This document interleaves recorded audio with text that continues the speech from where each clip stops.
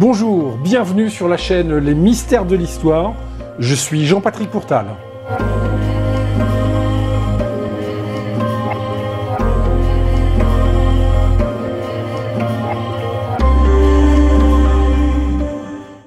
Je suis vraiment content de vous retrouver pour cette nouvelle vidéo.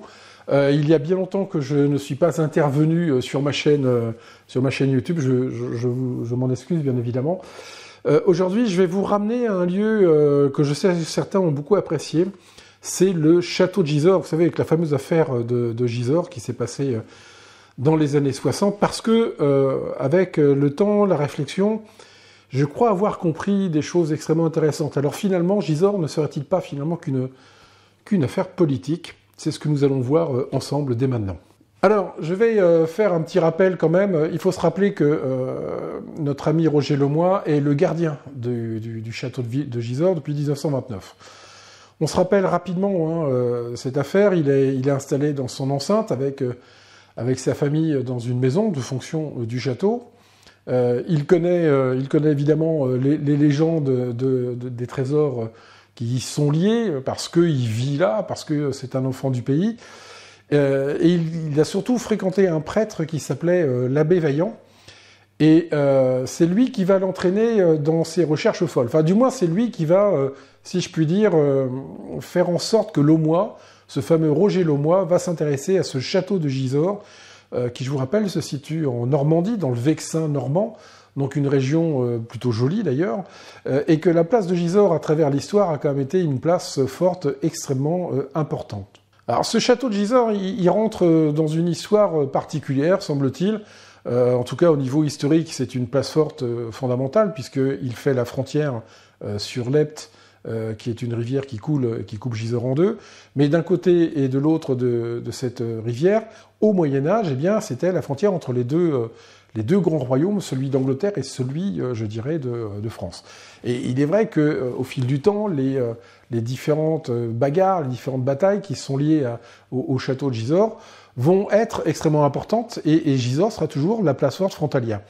À tel point qu'un jour, Richard Coeur de Lion, qui en aura un peu assez d'avoir une place forte en face de lui comme ça, va construire une autre un peu plus loin, aux Andelys, qui sera le fameux château Gaillard. Enfin bref, ça c'est l'histoire, je dirais, historique. Maintenant, on va revenir à notre fameuse affaire de Gisors, puisque c'est en mars 1946 que Roger Lemoy va rentrer dans le bureau de Gisors, du maire de Gisors, pardon, et il va y rentrer comme un fou, il va lui annoncer « Monsieur le maire, je viens de découvrir le trésor des Templiers sous le donjon du château ». Alors je sais que certains connaissent cette histoire, mais il est bon de la rappeler pour ceux qui découvriraient l'affaire de Gisors à travers cette vidéo, par exemple. Le maire va donc se rendre sur place, accompagné du capitaine des pompiers, parce que notre ami Lemoy dit « Eh ben oui, moi je suis allé au château de Gisors, mais j'ai creusé, j'ai fait des trous, et en creusant dans le donjon, eh bien, j'ai découvert quelque chose. » Donc, il monte avec le capitaine des pompiers, il découvre les trous faits par Roger Lemoy, et le maire, un peu interloqué, se dit « Mais bon, ok, peut-être y a-t-il trouvé quelque chose, il faut aller voir. » Et il demande donc au capitaine des pompiers de descendre dans les trous, dans le puits qu'a fait Roger Lemoy, et c'est un puits assez considérable. Finalement, le capitaine des pompiers va descendre dans le puits que Roger Lemoy a fait. Donc c'est un puits vertical, puis une galerie horizontale. Il y a un nouveau puits vertical qui descend dans les entrailles, je dirais, du château, enfin du donjon plus précisément.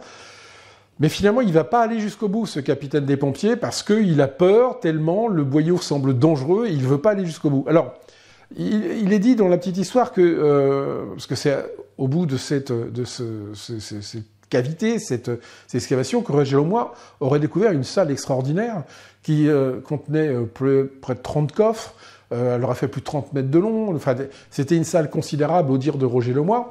Donc, ne pouvant pas aller jusqu'au bout, ne pouvant donc pas voir de visu ce que Lemoy prétend avoir découvert, eh bien le capitaine des pompiers va prendre une pierre et la lancer, et il dira par la suite qu'en effet, il a bien entendu un écho, mais allez savoir qu'est-ce que c'est. Finalement, il va remonter, il est quand même assez inquiet, et ce qui est surprenant, parce que je vous rappelle quand même que le capitaine des pompiers, c'est un sapeur. Les sapeurs sont habitués à descendre dans des trous pour aller dégager des gens et autres, donc vous voyez, ça devait être quand même relativement dangereux. Devant, je dirais, l'inquiétude du capitaine des pompiers et devant l'excavation faite par Lemoy, qui visiblement est dangereuse. D'ailleurs, on apprendra par la suite quelques années plus tôt, Laumois avait eu un accident assez grave, il s'était cassé la jambe, et avait failli rester au fond de son trou. Bref, il s'en était sorti parce que il faisait ça évidemment d'une façon tout à fait clandestine. Donc c'était relativement dangereux. Donc le maire, voyant ça, déclare écoutez, voyez messieurs, ce que vous voyez là, c'est l'œuvre d'un fou. Je vous rappelle que nous sommes en 1946, donc à la sortie de la Seconde Guerre mondiale.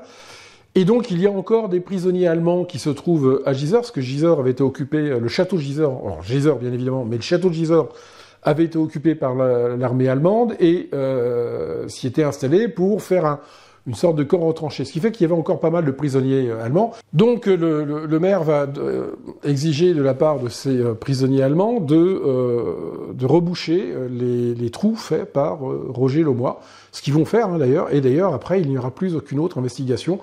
Ça va s'arrêter là, et évidemment Laumois va avoir des ennuis puisqu'il va être je dirais, renvoyé. Il va donc perdre son emploi, mais également son logement, parce que c'était un logement de fonction qu'il avait. Et il va donc être obligé de quitter la ville de Gisors avec sa famille. Et d'ailleurs, ça va lui coûter, si je puis dire, un peu cher, puisque sa femme s'en ira avec les enfants. Et il va se retrouver seul. Et Laumois va se mettre, si je puis dire, à errer un peu dans la campagne normande pour trouver des petits boulots. Finalement, comme on l'a dit dans une présente vidéo, Laumois va donc errer et va finir par arriver dans une ferme en Normandie, et il va rencontrer un homme qui est le fameux Gérard de Sède. Vous savez que c'est un écrivain journaliste qui va écrire différents ouvrages, et nous allons parler d'un particulier qui est celui « Les Templiers sont parmi nous ». Eh bien oui, parce que c'est grâce à l'affaire de Laumois que de Sède va donc écrire ce livre, qui sera, je dirais, assez prisé par les amateurs de mystère et d'ésotérisme et de chasseurs de trésors, puisqu'on est vraiment dans une chasse au trésor, je dirais, à Gisors, et ça c'est extrêmement intéressant. Bref, il finit par, le hasard fait que Roger Laumois rencontre de Sède. Alors le hasard, c'est pas si certain que ça, puisque mes recherches m'ont permis de voir qu'il était déjà en relation avec d'autres protagonistes d'une autre affaire, qui est celle de Rennes-le-Château, enfin qui deviendra un jour celle de Rennes-le-Château, et que par le biais de ces personnes, Roger Laumois aurait probablement rencontré Gérard de Sède, et plus précisément Sophie de Sède, ce qui est extrêmement intéressant. Ceci dit, notre ami Laumois est en relation avec Gérard de Sède. Il va donc s'installer chez lui comme ouvrier de ferme, si je puis dire, garçon de ferme, parce que Gérard de Sède, à ce moment-là, un peu en difficulté, je dirais, professionnelle, va être obligé de changer d'activité et devient donc, si je puis dire, agriculteur. Et donc il élève des porcs. Il élève des porcs dans cette belle Normandie, et Laumois est donc embauché pour travailler dans la ferme. Les soirées sont un peu longues, finalement Laumois parle peu, puis un jour Laumois se met à discuter autour de la table et va dire tout de go, écoutez, monsieur de Sède, j'ai découvert le trésor des Templiers sous le château de Gisors. Imaginez quand même la tête de Gérard de Sède quand il entend ça, parce que Laumois va lui décrire qu'il a découvert une chapelle souterraine de 30 mètres de long et de 9 mètres de large, avec une hauteur de 4 mètres. Je ne sais pas si vous voyez ce que ça représente quand même, c'est assez considérable comme surface et comme volume.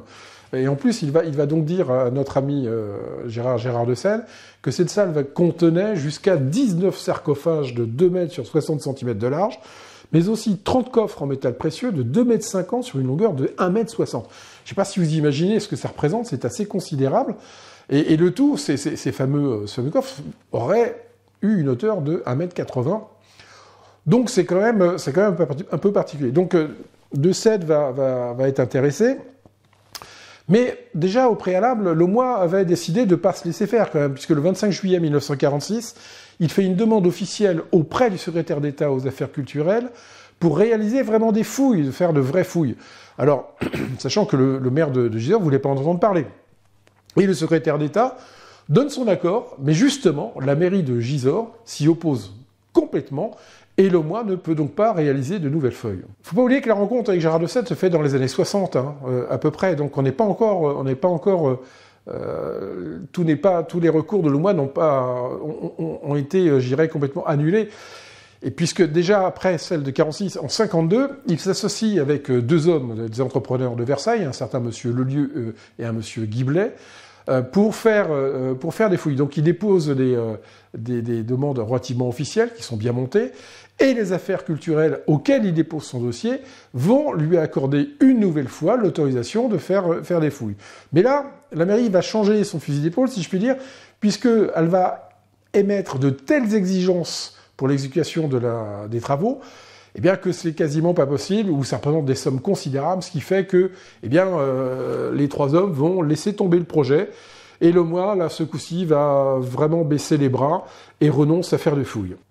Mais c'est là où justement il va rencontrer par la suite Gérard de Sède, et de Sède va vraiment être passionné par cette affaire.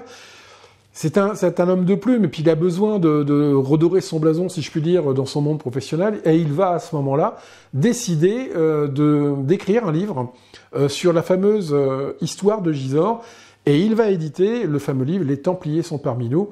Et ce livre, comme vous le savez, va faire un énorme bruit, et des tas de chercheurs vont débarquer au château de Gisors et vont se mettre à creuser un peu partout. Des émissions de télévision invitent Gérard de Sède et Roger Lemoine sur des plateaux. Il va donc se mettre à raconter son histoire à tel point que quand ça devient extrêmement public et j'irais médiatisé, eh bien l'État va se demander ce que c'est que cette affaire. Et cet État se dit, mais c'est quand même bizarre, pourquoi cet homme prétend avoir découvert quelque chose, et ils se disent, mais et s'il y avait quelque chose vraiment à Gisors? Alors du coup, qu'est-ce qui va se produire? Je vous rappelle qu'on est dans les années 60, hein. Le livre de Sède va sortir en 1962, donc c'est là où il fait vraiment du bruit. Les campagnes, si je puis dire, médiatiques sont en train de vraiment se faire, ça bouge beaucoup autour de Roger Lemoine, et donc du coup, le ministre d'État des Affaires culturelles, un certain André Malraux, décide d'organiser des fouilles officielles pilotées par le ministère des Affaires culturelles. Et donc, en mai 1962, Malraux, sur ordre de Malraux, les scellés sont déposés sur le donjon du château de Gisors, parce qu'on veut l'isoler pour être sûr que plus personne n'y rentre, parce que déjà les chercheurs arrivent de partout, après la publication du livre, ils creusent un peu partout. Donc du coup, des scellés sont mis, et évidemment, le château est beaucoup plus protégé. Donc je vous rappelle, hein, en mai 62, on met les scellés, mais c'est en août 1962 qu'il y a une ordonnance officielle qui va demander à faire des fouilles, et donc cette ordonnance va être publiée, et c'est en mois de septembre 1962 que démarrent officiellement les fouilles. Malraux précise, et ça c'est assez amusant, que ces fouilles ne sont pas en lien avec le livre de Gérard de Sède, ben voyons, mais toutefois c'est une bonne occasion, si je puis dire, et pourtant les fouilles consistent à rouvrir les galeries creusées par Lemoine, rebouchées 16 ans auparavant quand même, hein. Il faut se rappeler que Lemoine c'était en 46, là on se retrouve en 62, vous voyez quand même quelques années qui ont passé. Et donc, le ministère des Affaires culturelles décide par le biais des ouvriers, parce que vous verrez que par la suite, eh bien, ce ne sont pas des archéologues, parce qu'à l'époque, c'était pas constitué comme maintenant, mais c'était des sociétés privées qui s'en occupaient, et dont une qui s'appelle la société Langtuy, qui était basée à Vernon, vont organiser les fouilles, ils vont dégager donc les puits qu'ont fait le mois. Alors, je vous invite à bien retenir la date de septembre 1962, vous verrez pourquoi tout à l'heure. Donc, officiellement, il y a quand même un objectif qui est donné pour les fouilles, et cet objectif officiel qui est transcrit, je dirais, sur les documents, c'est retrouver des vestiges de civilisation ancienne, en précisant qu'on ne cherche pas spécialement de trésors, mais des fresques et des fragments d'architecture.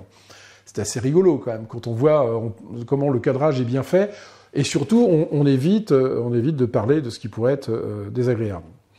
Alors, le résultat officiel va être publié un peu plus tard, une fois que les fouilles auront été faites, par un certain monsieur Bourdil, qui est conservateur des monuments historiques, et qui déclare « Il n'y a rien de là-dessous, on va déjà assez gaspiller d'argent et de temps, ça s'arrête là ». Et l'affaire semble définitivement close. À partir du moment où le ministère des Affaires culturelles déclare que c'est clos, ça veut dire qu'il n'y a rien. Donc officiellement, à Gisors, il n'y a rien. Et vous allez voir par la suite que c'est intéressant, et on va avoir à se mener certaines réflexions sur tout ce montage qui a pu se faire autour de cette affaire. Il faut quand même savoir que Lemoine a été convoqué quand il y a les fameuses fouilles. Il dit que quand ils ont dégagé son puits, ils n'ont pas voulu aller jusqu'au bout, et il est dit qu'il leur ait dit il restait 1,50 m à creuser pour retrouver la crypte. Alors, ça c'est intéressant, parce que y avait-il vraiment une crypte? On verra ça dans quelques instants. L'affaire semble close, et pourtant... Je vous rappelle quand même que le ministère des Affaires culturelles dit c'est terminé, il n'y a rien. Il y a un document, il est ce qu'il a, mais il y a un document. Donc techniquement, il n'y a plus de raison de faire de fouilles à Gisors.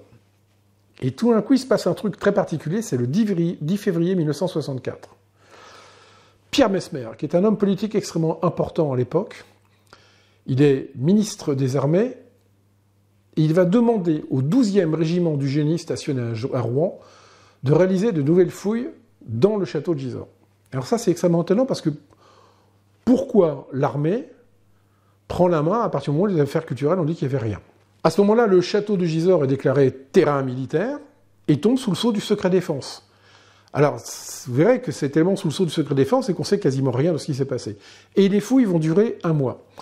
Certains témoins de l'époque racontaient qu'ils voyaient entrer et sortir des camions sans trop voir ce qui se passait. Et pendant 1 mois, les camions circulaient à travers la ville de Gisors, entraient, sortaient, donc ça veut dire qu'ils venaient à vide probablement, et sortaient chargés de quelque chose. Alors certains diront que c'était de la terre, ça peut surprendre, mais pourquoi pas. Qu'est-ce qui a bien pu se passer pour que Pierre Messmer demande à un régiment du génie d'intervenir sur Gisors pour faire des fouilles? Plusieurs hypothèses, et ça le fait un petit moment que je me questionne sur ce point.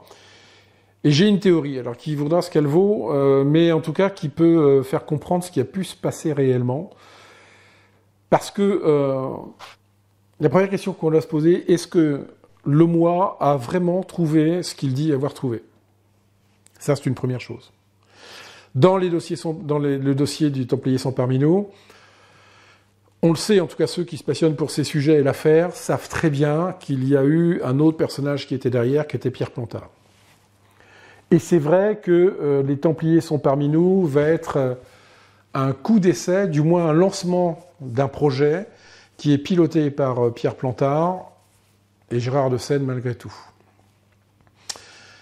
On sait qu'il va y avoir la volonté de faire passer des messages. C'est là où on va entendre parler d'une société secrète qui va commencer à arriver dans l'affaire. Et cette société secrète, parce qu'il y a un deuxième document qui existe, qui s'appelle Gisors et son secret, dont un extrait est mis dans Les Templiers sont parmi nous dans le cadre du chapitre qui s'appelle Interview d'un hermétiste, et cette interview, c'est Pierre Plantard, qui va donc commencer à parler d'une société secrète qui existe sans la nommer. En revanche, dans Gisors et son secret, il la nomme clairement, c'est le fameux Prioritien. Bon. Donc, pour Plantard, et probablement de Seine, soyons objectifs, il va y avoir donc la volonté de lancer quelque chose de particulier à travers l'affaire de Gisors, et de s'appuyer sur cette affaire, justement, pour monter quelque chose. Lemoyne a vraiment découvert quelque chose. C'est à peu près certain. Il l'a découvert puisque, on le sait maintenant, hein, je dirais même si personne n'ose en trop en parler à Gisors, et notamment les fameux guides les guides officiels, hein, parce que ce sont des guides officiels qui sont souvent des archéologues, ou au moins des historiens, des étudiants en histoire aussi également, eh bien, tout le monde sait que sous le château, il y a en effet une salle qui a une taille de 4 mètres sur 4 sur 4, hein, donc qui a déjà un beau volume quand même, hein, donc ça veut dire qu'on peut y mettre des choses là-dedans. Et on peut penser que c'est en effet, ce serait cette salle que Lemoyne aurait découvert. Donc rien à voir avec la fameuse chapelle qu'il nous raconte. Ça n'a rien à voir du tout. On sait qu'il y avait une chapelle dans Gisors et qu'il y avait eu une crypte à peu près de cette taille, la fameuse chapelle Sainte-Catherine, mais qui se trouve plus bas dans la ville, à côté de l'église Saint-Gervais-Saint-Protais de Gisors. Mais donc, rien à voir.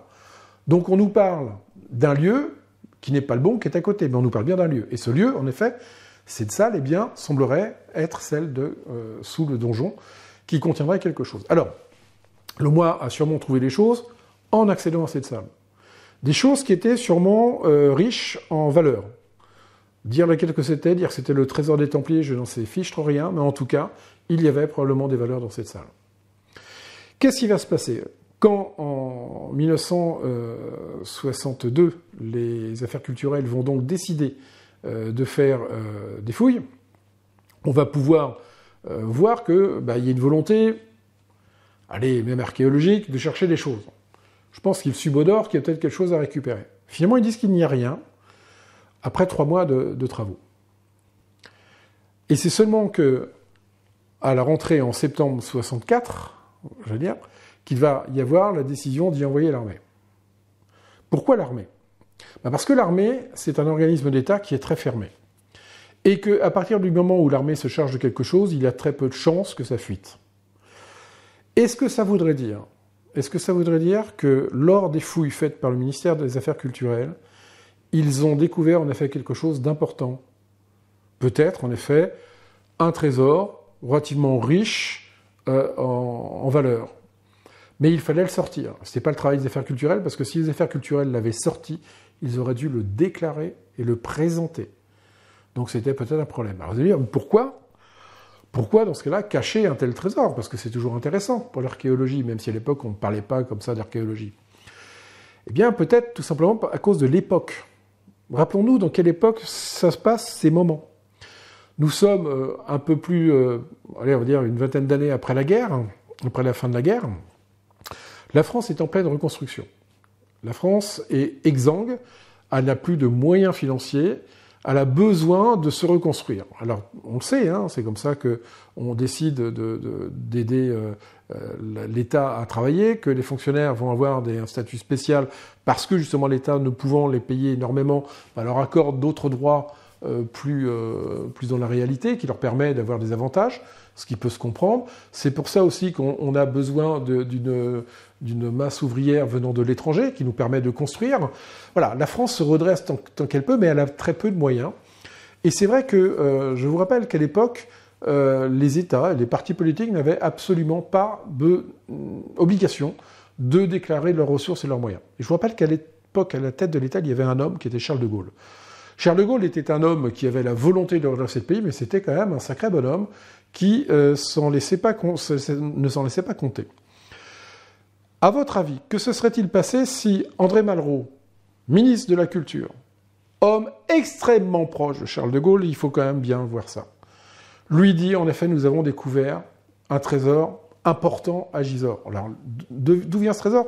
C'est pas tant le problème, mais d'où vient ce trésor?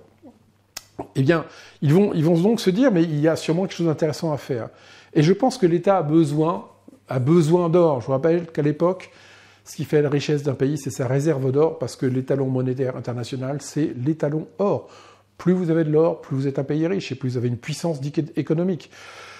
La France a des réserves, mais il faut les reconstruire, parce que la guerre a été quand même assez difficile à gérer. Et donc, il est important que la France se redresse.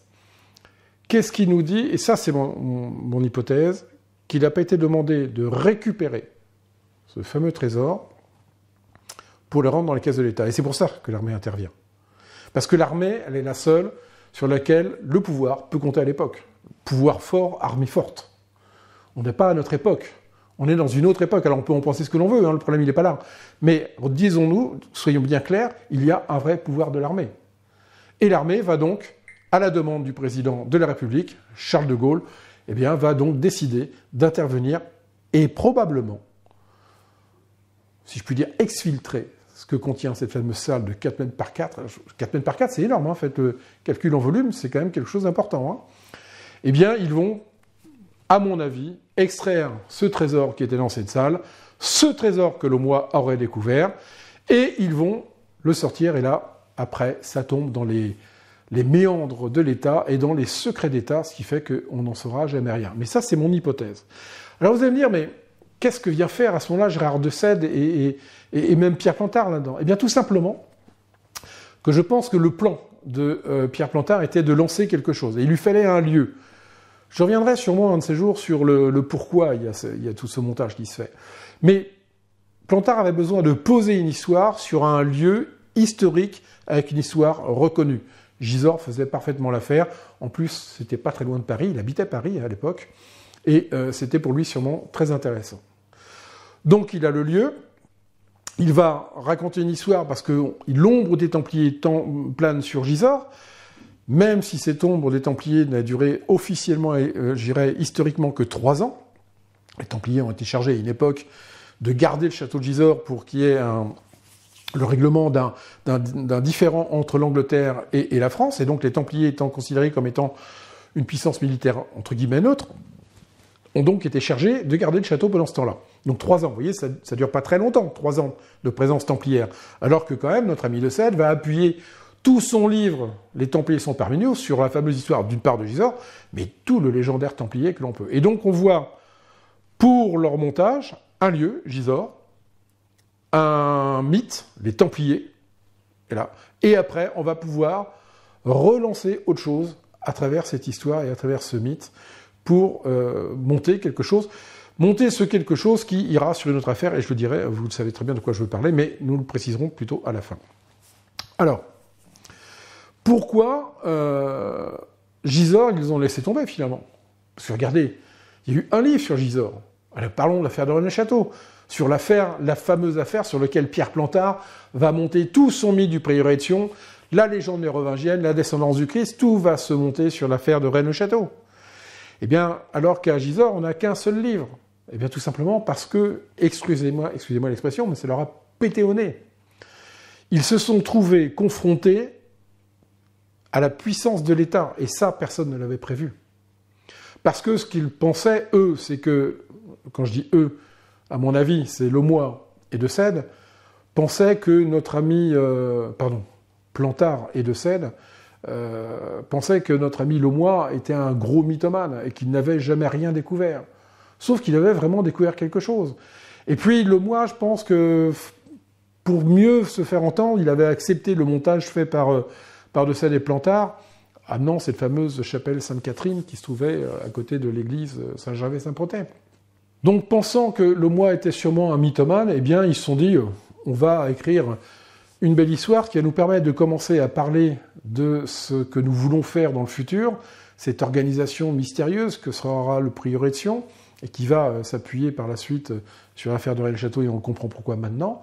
Sauf qu'ils pensaient pas, tellement ils pensaient que Lemoyne était mythomane, eh bien, ils ne pensaient pas qu'un jour l'État serait mobilisé autour de cette affaire. Parce que ce qui s'est passé avec les mouvements étatiques, je pense que ni Lemoyne, ni De Sède, ni Plantard ne l'avaient envisagé et prévu. Ils voulaient écrire une jolie histoire, sauf que cette histoire elle s'est mise à fermenter et s'est montée jusqu'aux oreilles de l'État.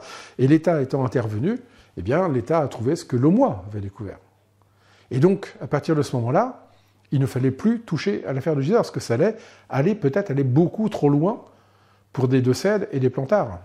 Donc il était peut-être important, et allez savoir, peut-être, une fois que les fouilles ont été terminées par le ministère de la Défense, peut-être leur a-t-on dit, mais maintenant vous arrêtez vos bêtises. Si vous reparlez de Gisors, ça va mal se finir pour vous, parce que là, à partir du moment où l'État avait peut-être prélevé un trésor, il ne fallait surtout pas que ça sache. Donc je pense que nos amis Plantard et De Sède, Lemoyne on peut le mettre de côté maintenant, il n'existera plus pour eux d'ailleurs, parce qu'il ne se passera plus rien avec lui, eh bien vont être bien déçus de ne pas pouvoir s'appuyer sur cette affaire. Et donc c'est là où, à mon avis, ils vont chercher à aller sur une autre affaire qui sera la fameuse affaire de Rennes-le-Château, parce que là aussi, avec l'affaire de Rennes-le-Château, on va avoir un lieu historique, puisque l'histoire de Rennes-le-Château remonte au haut et très haut Moyen-Âge, un mystère, avec un prêtre qui découvre une fortune, et de là, on peut monter tout ce que l'on veut. Donc on est tout à fait sur un montage que nos amis ont dû réaliser, et c'est pour ça que l'affaire de Gisors a été abandonnée. Donc pour moi, l'affaire de Gisors, elle est, entre guillemets, assez pragmatique, mais je dirais, c'est quelque chose qui n'avait pas du tout été prévu par De Sède et Plantard. Et là, ils se sont fait vraiment piéger avec les risques que ça comportait. Voilà, je voulais vous emmener dans ce mystère de Gisors, parce que vous voyez que c'est un nouveau mystère intéressant. Ça ne se met plus un mystère, d'ailleurs. Pour moi, l'affaire de Gisors est close, quelque part. Lemoyne, si je résume, c'est simple, a bien découvert une salle souterraine, avec probablement des éléments de valeur, de très grande valeur, semble-t-il, à mon avis. Sous quelle forme, ça je ne saurais le dire, mais en tout cas, des éléments de grande valeur, il l'a bien trouvé. Il a eu la volonté, pendant de nombreuses années, de montrer qu'il ne mentait pas à travers les différentes demandes de fouilles qu'il a fait.